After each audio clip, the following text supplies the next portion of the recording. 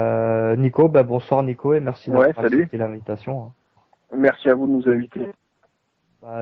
Comme je le disais, c'est un petit peu normal, hein. Voilà, le Sporting Club Toulon, un club historique, un club, on va dire, mythique, un club qui est tombé un petit peu dans l'oubli pour certains. Moi particulièrement, Ah, voilà, c'est un club qui me touche particulièrement parce que moi, je suis supporter du PSG. Donc pour certains d'un côté à Auteuil, c'était des affinités avec certains groupes. Et de mon côté, bien sûr, du côté de Boulogne, c'est Francis Borilli. C'est pas mal de petites choses aussi voilà, des anecdotes aussi. Donc, ça me tenait à cœur de parler du club et je pense que c'était le bon moment parce que voilà, le club va passer peut-être la transition pour peut-être rejoindre un petit peu, on va dire, la lumière déjà commencé peut-être par le national et bien sûr les supporters aussi qui se mobilisent aussi pour ce club, qui ne le laisse pas tomber, un petit peu comme toi et ton mouvement. Donc déjà on va commencer par toi, Nico. Depuis combien de temps et comment tu es tombé amoureux du Sporting Club? bah écoute, moi c'est simple, hein. Le Sporting, il a 70 ans. Les puristes diront que le Sporting est mort à la fin de la saison précédente, 2015-2016, puisque on a subi, hein, faut bien le dire comme ça, une fusion avec un autre club de Toulon, un club de quartier qui s'appelle Toulon-Olas, qui évoluait lui aussi en championnat CFA. Bon, pour moi, de toute façon, le Sporting reste le Sporting. C'est un club que je supporte depuis que j'ai l'âge de 8 ans. J'en ai 46 aujourd'hui. J'ai connu le Sporting en troisième division, seconde division, en Ligue 1 pendant 20 ans. Voilà, puis après, avec tous les déboires que le club a connus, notamment par rapport à des rétrogradations financières essentiellement, on se retrouve aujourd'hui et depuis pas mal d'années, depuis 10 ans, effectivement, à évoluer dans le championnat amateur. Et depuis 10 ans, bien sûr, voilà, des mauvais moments difficiles, hein, on va dire sportivement, mais il y a toujours eu cette attache au club. Moi, de toute façon, de toute façon, j'ai qu'un club, comme le dit un slogan ultra à Toulon, supporte le club de ta ville. Ben, moi, c'est exactement ça. Moi, je serais presque tenté de dire que j'aime pas le foot, mais j'aime le Sporting. Il est pas moi, il fait partie de moi, c'est viscéral. Voilà, donc c'est aussi pour ça que j'ai décidé depuis quelques années de m'investir pour ce club, pour la ville, pour les supporters, et entre autres depuis 3 ans à travers le mouvement Azur et Or. Et Ah, justement, ouais. pourquoi cette fusion que tu nous as parlé au début avec un autre club de CFA de Toulon? Ah ben les si tu veux, ce que l'on a essayé de nous vendre à travers cette fusion, c'est de dire que le club aurait plus de moyens. Il se trouve que je pense que à pas mal de niveaux au sein du club et notamment en termes d'organisation, ça a foutu un sacré bordel. On est quelques-uns à penser que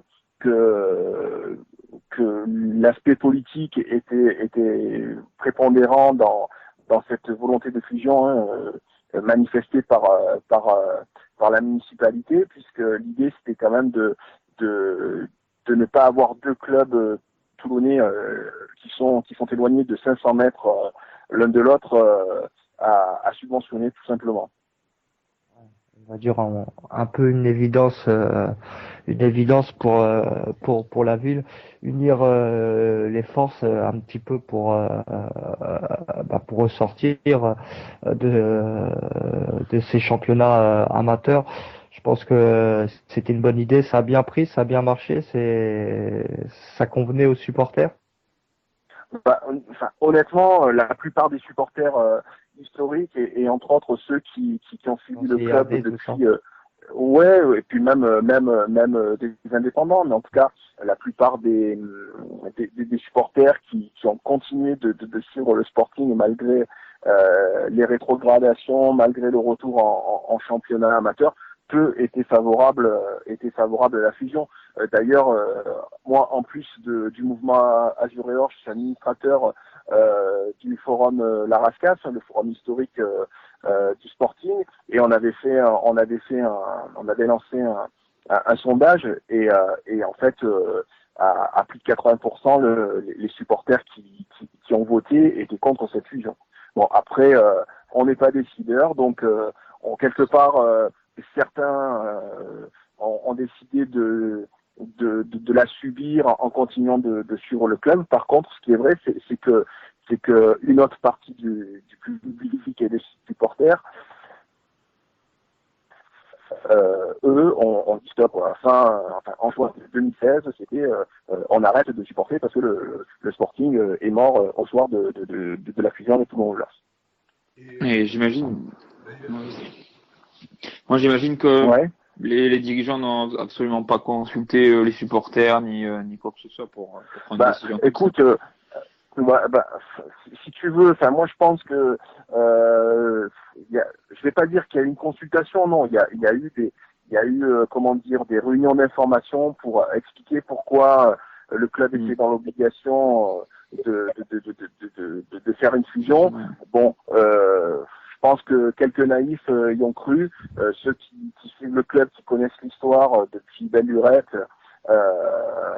Voilà, on n'était pas dupes, on savait bien que derrière il y avait des enjeux, et entre autres politiques, mais qu'au-delà de ça,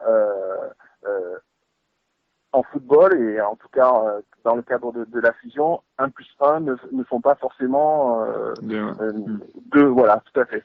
Donc c'est pas pour ça que le club a eu de subventions, c'est pas pour ça que on a eu plus de meilleurs joueurs, etc. Voilà. Oui, parce qu'au final, moi, je vois pas vraiment l'intérêt d'un petit club, entre guillemets, parce que bon, ça reste le Sporting, le club phare de Toulon. Qu'est-ce qu'aurait pu vraiment apporter cette fusion-là, au final? Peut-être un peu plus de jeunes, un peu plus sur la formation, peut-être. Mais après, financièrement et quoi, je vois pas le... Non, mais c'est bien que tu parles de ça, parce que c'est vrai que nous, en qualité de mouvement Azur et Or, et entre autres à travers les interventions de notre SLO au sein du club, qui s'appelle Manu, c'est vrai qu'on essaie d'être très vigilant par rapport à la politique des jeunes, notamment sur ces catégories U19 qui sont potentiellement un vivier qui devrait à moyen terme aboutir dans les équipes 1. Voilà, et puis on se rend compte que entre le discours et les actes, on est loin de ce qu'on a essayé de nous vendre, et c'est dommage, parce que à Toulon, on a quand même et depuis des années formé tout un tas de joueurs, et encore aujourd'hui, on voit des Kilabogi, on voit des Bafé Gomis, etc., des Skilachi, voilà, qui sont toujours à jouer dans des clubs de haut niveau, et voilà, qui ont été formés au Sporting, et on s'est aussi rendu compte qu'on a perdu énormément de jeunes, parce qu'à un moment donné, il y a pas forcément d'attractivité en termes de politique de jeunesse et de valorisation de la fierté de porter la Rascasse sur le maillot. Oui, et puis après, les parents laisseront pas leurs jeunes aller à Toulon, vu qu'il y a moins de jeunes qui sortent et que c'est moins attractif, forcément. Et bon. Ouais, je sais pas si c'est ça, mais par contre, c'est sûr qu'avec des centres de formation qui sont pas loin, Marseille, Nice, surtout Nice. Voilà, donc, surtout Nice, c'est pour ça que je dis qu'ils cartonnent. Voilà, quoi. On voit qu'il y a de vraies politiques liées à la formation et aux jeunes, à la préformation. Et du coup, effectivement, les parents arrivent à un certain niveau, vont plutôt envoyer les jeunes à Nice, à Saint-Étienne, puisque on a des jeunes qui sont à Saint-Étienne. Enfin, voilà, quoi. Voilà. C'est vraiment dommage. Mais en tout cas, pardon, le mouvement Azur et Or, nous, on est très vigilants par rapport à ça, et c'est vrai qu'on essaie réellement d'appuyer et de souligner, mais aussi de faire prendre conscience aux supporters qu'il suffit pas de prendre des gars avec des contrats fédéraux et des salaires mirobolants pour le niveau, pour forcément cartonner, tout écraser sur son passage, là où on peut avoir des jeunes de qualité qui pourraient faire le job pour bien moins cher, voilà, et qui en plus se battraient pour défendre le club de Le leur maillot, ouais. Et puis bon, c'est une base Ouais. pour un club d'avoir un bon centre de formation. On le voit Complètement, aujourd'hui tout à fait. avec Nice ou Lyon qui a beaucoup marché sur la formation. C'est Mhm. toujours une base solide sur quoi te fier, quoi. Ouais, Puis bon, un club Bien comme sûr. Toulon qui est obligé de fusionner pour avoir quelques jeunes avec un autre club, ça prouve que en amont, il y a eu quand même des années où ça a peut-être un peu moins bien travaillé, je pense. Ouais, c'est sûr qu'il y a eu des périodes creuses, hein. Un peu creuse, ouais. C'est une évidence, hein. C'est une évidence. Après, peut-être le fait aussi peut-être d'arriver en national, si bien sûr ça peut relancer la mécanique et ça peut relancer aussi Oui. on va dire la formation. Oui, Ça peut tu as raison, Stan. Après, le truc, si tu veux, c'est que on a quand même la chance. Bon, là, par contre, c'est une chance, cette fusion, d'avoir du coup une réserve, une équipe 2 en CFA2. Donc, c'est vrai que pour de jeunes joueurs, la CFA2 peut être aussi un tremplin intéressant. D'autant plus si, comme tu le dis, le Sporting vise à monter en national et pourquoi pas à moyen terme en Ligue 2, retrouver le monde professionnel. Donc ça c'est vrai que c'est quelque chose qui peut être sympa, mais encore faut-il qu'il y ait une véritable volonté du club de valoriser les jeunes, parce que pour l'heure, ce que l'on voit, c'est que en CFA2 jouent essentiellement les gens qui étaient titulaires dans l'équipe 1 du LAS de Toulon LAS l'année dernière, et que les jeunes qui ont largement le niveau se retrouvent au mieux relégués sur le banc, sinon à devoir, pour certains, partir du club, puisque certains ont quitté le club puisqu'il n'y avait rien de concret pour eux, ou bien de jouer avec l'équipe 3 en PH1. Ouais. Ça peut Ouais, sacrifier l'avenir du club, ça. pour revenir au mouvement azureur, avant de commencer à en parler, c'est vrai que aussi, bah, voilà, c'est des championnats bâtards, je crois, quand même, CFA, CFA2. C'est des championnats où peut-être que avoir que tout misé sur des jeunes, ce serait peut-être pas bon pour passer ce palier. C'est peut-être Bien des évidemment, mais championnats où il faut peut-être deux, trois gars qui ont de la bouteille. Ouais, enfin qui bon, savent, je suis d'accord, mais Stan, je te donne un exemple concret, il n'est pas vieux, puisque il date de samedi où on fait match nul contre le FC7, qui a été une bonne équipe, qui a fait le job et qui est revenu deux fois au score. Voilà, on a fait jouer deux latéraux qui étaient blessés. Alors que sur le banc, on avait deux joueurs qui l'année dernière et les saisons précédentes étaient soit titulaires, soit remplaçants, et qui ont largement le niveau pour jouer à la place, en l'occurrence de Cantarell et Borges. Au milieu, on a une nouvelle recrue Dufaux qui nous a été vendu comme un grand milieu. Pour l'instant, il nous a pas montré grand-chose, là où parmi les jeunes, on a par exemple un Buisson qui fait hyper bien le job chaque fois qu'il est rentré, qui a longtemps été titulaire les saisons précédentes. On a aussi Cédric Ramos qui est en conflit avec le club. Voilà, et on comprend pas trop pourquoi il ne joue pas. Enfin voilà, il y a des solutions. Le souci, c'est que on a des entraîneurs, que ce soit avec la 2, bon, il a été comment dire, écarté pour raison de santé, alors que le club, donc l'équipe en CFA2 pointait à la dernière place. Dominique Vélex, qui est l'entraîneur de la 1, bon, ils font des choix.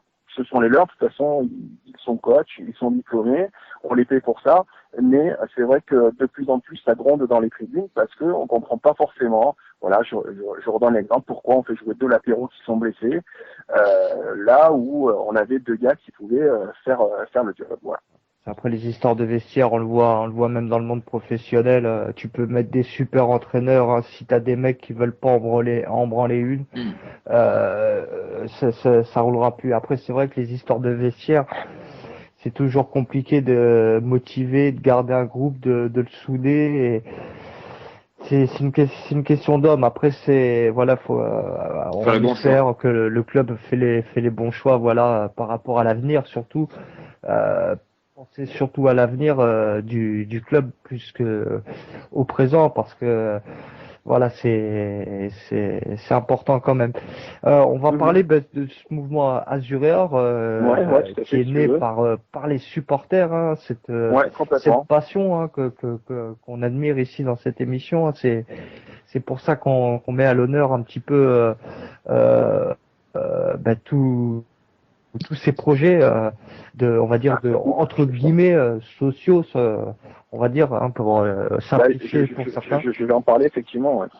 En fait, si tu veux, le mouvement Azureur, il est né il y a un petit peu plus de 3 ans maintenant.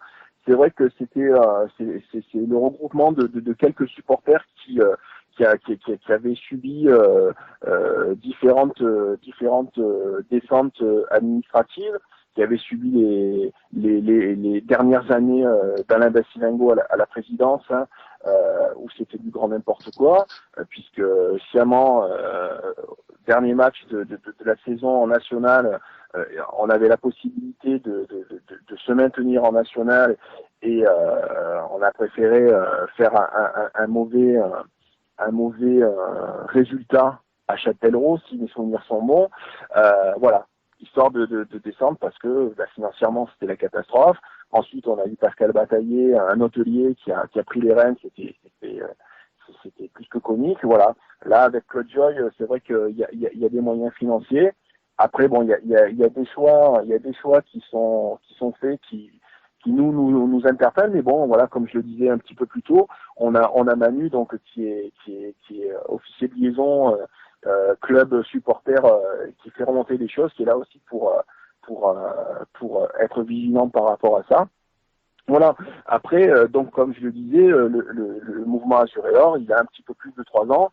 Nous, notre objectif, c'est de rassembler et fédérer tous les amoureux du sporting dans la ville, essayer de redonner, comment dire, une bonne image du football, rappeler ou apprendre à certains qu'il y a une équipe de foot à Toulon qui est pas si mauvaise que ça, qui a des ambitions. Voilà, notre job c'est ça et c'est aussi de mettre en place tout un tas d'actions pour essayer de valoriser à titre bénévole, puisque nous on n'attend rien du club, hein. Au contraire, ça nous coûte d'être supporters à travers les déplacements et à travers tout ce qu'on peut mettre en place. Voilà, notre volonté, c'est de valoriser, mettre en lumière le club et son identité qu'on souhaite ne pas voir disparaître. Et justement, tu es Et en train de parler de ça, de ne pas avoir disparaître, mais il y a quand même l'ombre du rugby, du RCT, qui est quand même assez grosse, je pense, à Toulon aussi. Les gens s'intéressent peut-être un peu plus au rugby au jour d'aujourd'hui, non? Bah, en fait, le RCT, il a toujours, le RCT a plus de 100 ans aujourd'hui. Le Sporting a 70 ans. Pendant des années, ils ont cohabité à une époque où le RCT brillait, à une époque où le Sporting brillait en Ligue 2, puis ensuite jouait en deuxième division, et puis après en première division. Donc, je pense pas enfin, moi, je reste convaincu qu'il y a la place pour, euh, pour, euh, pour les deux clubs, pour les deux clubs. Après, le truc, c'est que pendant des années, ce club a été laissé à l'abandon, que rien n'a été fait pour le valoriser. Donc, pour plein de gens, quand je leur dis que je suis supporter à titre personnel du Sporting, on me prend pour un fou. Quand je leur disais il y a encore 3 ans que j'allais le club et faire des déplacements pour de la DH, voilà, on me prend pour un gaga. Et c'est vrai qu'on est aussi aujourd'hui dans un monde où on a tendance à aller plutôt vers ce qui brille. Donc effectivement, le RCT avec ses titres, ses 3 titres européens, son Marseille. titre de champion, voilà, forcément ça attire du monde. À 60 km, effectivement, il y a l'OM, donc les gens voilà vont vers ce qui brille. Voilà. Donc nous, notre job en qualité de mouvement Azur et Or, c'est de militer, et je le redis, voilà, essayer de mettre en lumière le sporting à travers tout un tas d'actions, que ce soit via les réseaux sociaux, mais aussi à travers des actions un peu plus concrètes, comme par exemple dernièrement la mise en place d'une chaîne YouTube qui s'appelle Rascast TV. Ça c'est quelque chose qu'on a fait en partenariat avec le forum larascas.fr. Et en fait, sur cette chaîne, on diffuse tous les matchs en live audio du Sporting, comme si on était une radio. Et à côté de ça, on propose des interviews, des choses un peu particulières qui tournent autour du Sporting et des matchs du Sporting. Ça fait partie des actions concrètes que l'on peut faire, tout comme la mise en place, et en ça nous remercions l'actionnaire principal Claude Joy, de mettre en place un officier de liaison donc au sein du club qui fait le lien entre les supporters et le club, qui participe à des comités de pilotage. Voilà. Nous on essaie de faire des choses concrètes de ce type. Vous êtes un petit peu les garants d'une identité toulonnaise. Et... Oui, c'est ça. C'est complètement ça. Surtout que dans le mouvement Azur et Or, il y a toutes les sensibilités. C'est-à-dire qu'on a des gens qui ont appartenu à des groupes ultras, on a des gens qui sont des indépendants comme moi par exemple. Voilà, des gens qui ont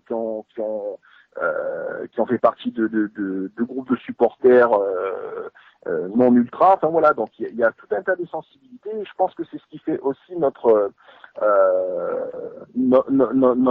force et qui nous rend aussi crédibles vis-à-vis de pas mal de monde, parce que on sait de quoi on parle. Voilà, le monde des tribunes et du Sporting, on le connaît bien.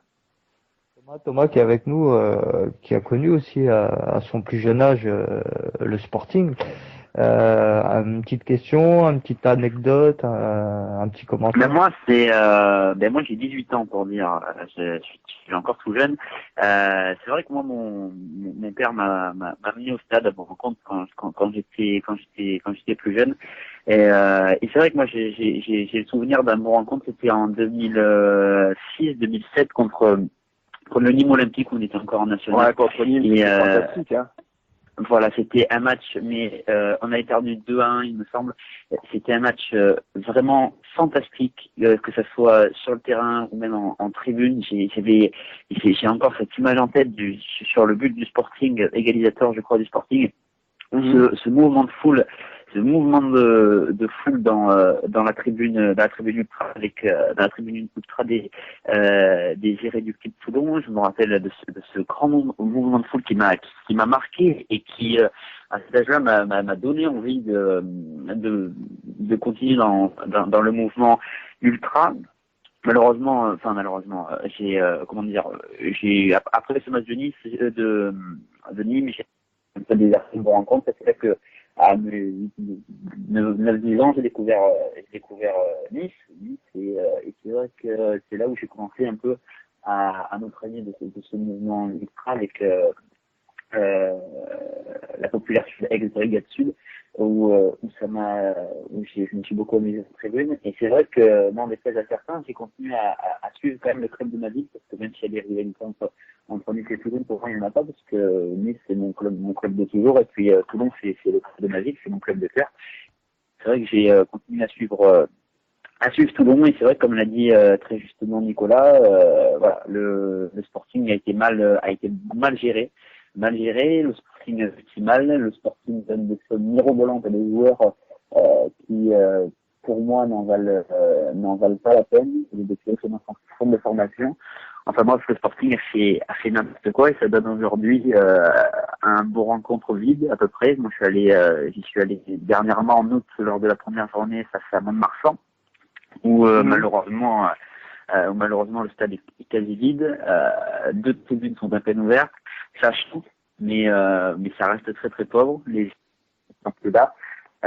On voit 3 groupes de supporters, chacun de son côté, qui essayent de donner un peu le d'avant, mais c'est assez triste de voir le Sporting comme ça. Ouais, je vais rebondir sur tout ce que tu viens de dire, Thomas.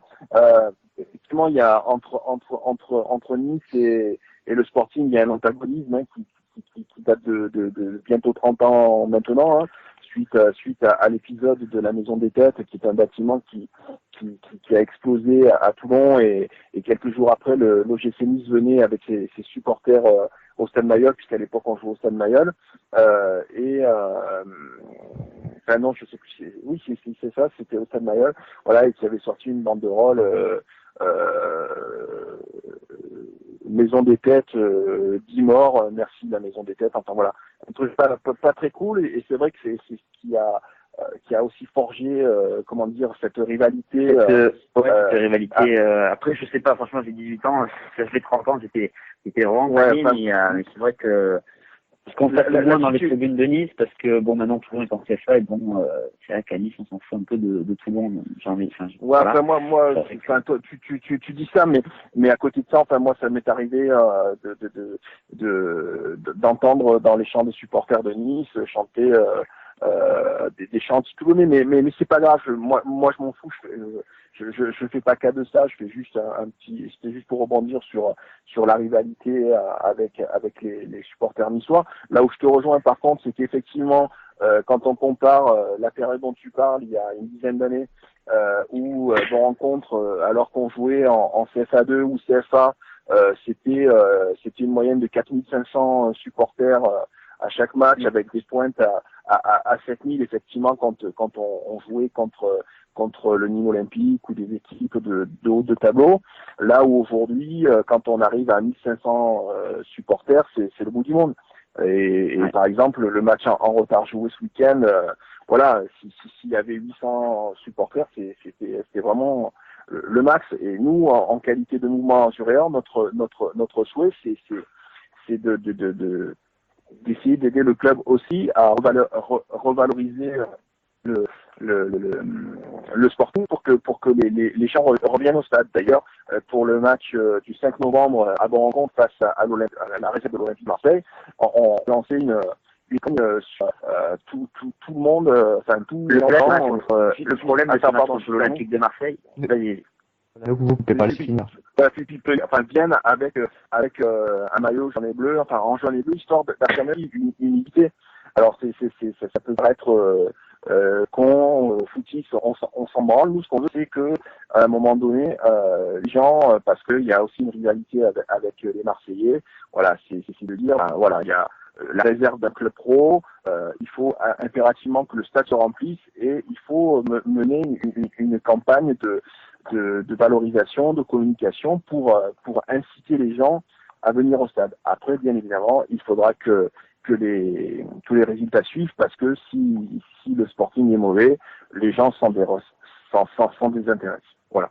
On Je te redonne la parole de ce match. On s'associera à cette action, on relaiera, on partagera cet événement. Voilà, on va s'associer à ça pour que redonner aussi un petit peu d'envie, parce qu'il y a beaucoup, il y a quand même un sacré. Mais l'envie, il y en a. Le problème, c'est que l'envie, il y en a, mais l'envie, il y en a, mais je pense que le club ne suit pas ses supporters. Je pense que le club est trop supporter.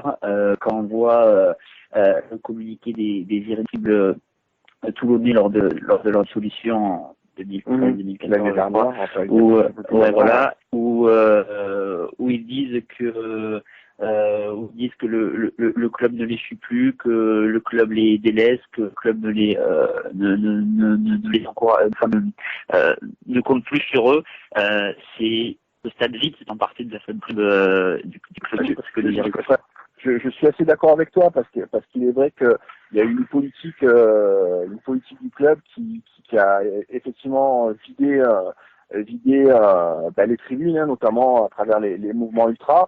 Aujourd'hui, le club, malgré tout, en tout cas dans le discours, moi je ne fais que relayer là en vous disant ça le discours du club lors des comités de pilotage, regrette qu'effectivement tout cet engouement, toute cette folie tous ces chants qu'on pouvait connaître dans les tribunes du stade de nos rencontres, ça manque cruellement. On l'a d'ailleurs vu lors du dernier match de la saison pour fêter la montée du Sporting en CFA.